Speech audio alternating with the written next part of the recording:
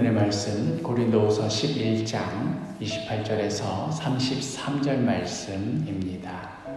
이외의 일은 고사하고 아직도 날마다 내 속에 눌리는 일이 있으니 곧 모든 교회를 위하여 염려하는 것이다. 누가 약하면 내가 약하지 아니하며 누가 실족하게 되면 내가 애타지 아니하더냐. 내가 부득불 자랑할진대 내가 약한 것을 자랑하리라. 주 예수의 아버지 영원히 찬송할 하나님이 내가 거짓말 아니하는 것을 아시느니라. 다메섹에서 아레다 왕의 고관이 나를 잡으려고 다메섹 성을 지켰으나 나는 광주리를 타고 들창문으로 성벽을 내려가 그 손에서 벗어났노라. 오늘은 큐티 다이어리에 있는 질문들을 따라가며 진행하도록 하겠습니다. 첫 번째 질문, 육체적으로 겪는 고난 외에도 바울은 또한 무엇으로 고통스러워 했습니까? 오늘 본문 28절 말씀, 이 외의 일은 고사하고 아직도 날마다 내 속에 눌리는 일이 있으니 곧 모든 교회를 위하여 염려하는 것이라. 어제의 말씀에 이어서 바울은 거짓 사도들의 자랑에 대항하여 자신도 같은 방식으로 한번 자랑을 시도합니다. 그런데 그 자랑이라는 것이 자신이 얼마나 대단한 사람인가, 얼마나 놀라운 일들을 성취하였는가 하는 것들이 아니라 주 예수를 위하여 얼마나 고생하며 환난과 박해들을 감내해 왔는가 하는 것이었습니다. 그러면서 오늘의 말씀이 계속해서 이어지는데, 그런데 그 모든 고생과 고난 중 가장 고통스러운 것이 있었으니 그것은 바로 모든 교회를 위하여 염려하는 것이었습니다.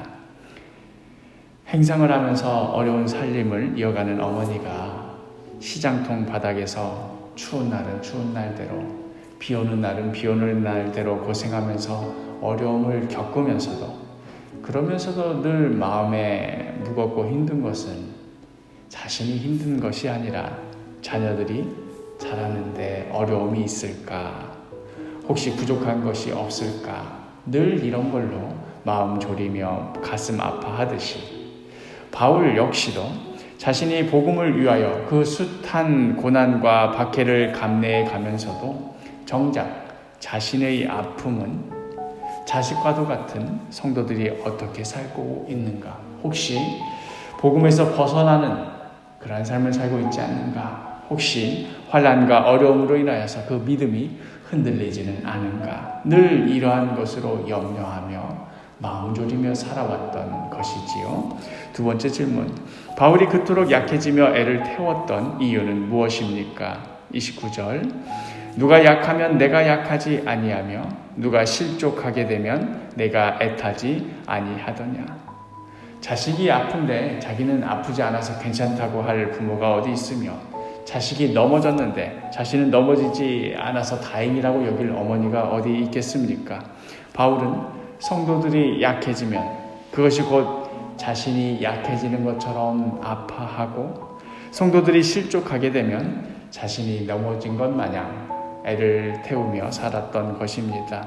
하나님 아버지의 사랑이 바울의 가슴속에 타오르고 있으니 부모가 자식을 향한 애절한 마음으로 위하듯 그렇게 성도들을 향한 사랑으로 함께 아파하고 함께 눈물 흘렸던 것입니다. 세 번째 질문, 바울은 거짓 사도들과 달리 무엇을 자랑하기로 합니까? 30절, 내가 부득불 자랑할진대 내가 약한 것을 자랑하리라. 그리하여 바울은 거짓 사도들에 대항하여 똑같이 자랑을 하겠다고 시작을 해놓고서는 정작 그 자랑이 다른 방향으로 향합니다. 굳이 자신이 자랑을 해야 하겠다고 한다면 자신의 약함을 자랑하겠다는 것이지요. 그리하여 자신 안에 있는 그리스도가 드러나게 되기를, 성도들을 향한 사랑과 간절한 마음을 통하여서 하나님 아버지께서 우리들을 향하여 어떠한 심정으로 어떠한 마음으로 바라보시며 또 우리들을 향하여 기대하시는지를 그것을 드러내겠다 하는 바울의 다짐인 것이지요. 마지막 질문, 자신은 극한의 고난 중에 있었으면서도 교회를 위해 염려했던 바울을 보며 무엇을 느낍니까? 더 많이 사랑하는 자가 더 많이 아파합니다. 바울이 그토록 고난과 환난 중에서도 그 마음이 흔들리지 않고 모든 것을 기꺼이 감내할 수 있었던 것은 결국 성도들을 자신의 자녀와도 같이 여기며 극진히 사랑하였기 때문이었습니다. 그렇게 자신이 처한 그 극한의 고난 중에서도 오히려 교회를 향한 염려로 바울의 마음이 늘 눌려 있었던 것이지요. 저는 개인적으로 오늘의 말씀을 통하여서 목회란 무엇인가 하는 것을 배우게 됩니다. 교회의 여러 예배들을 준비하고 설교를 하고 행사를 주관하고 조직을 정비해 나가고 이런 것이 목회 아니겠느냐 하고 시작은 하였지만 하루하루 갈수록 뼈저리게 느끼는 것은 성도들을 향한 사랑 때문에 마음 졸이며 때로는 마음이 무너지며 그렇게 상처받고 마음 아픈 채로 살아가는 것, 그리하여 오직 주님의 도우심과 위로를 바라며 살아가는 것을 배우는 것, 이게 바로 목회이겠구나 하는 것을 느낍니다.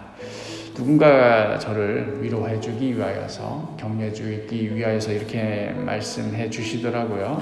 참으로 고마우신 분인데, 응급실 담당 환자가 매일매일 환자들이 죽어나가는 것을 보면서 그때마다 그 환자에 대해서 감정적으로 깊이 연루되어 있으면 그 의사는 그 일 감당하지 못한다고, 정말로 그 환자를 위한다고 한다면 차라리 환자와 거리를 두고 냉정해져야, 그래야 그 일을 감당할 수 있고 그것이 결과적으로는 환자를 위하는 길이라고. 그러니 교회 일에 또 성도들의 일에 너무나 마음 쓰지 말라고, 너무나 마음 아파하지 말라고 하는 저를 위한 조언이었습니다.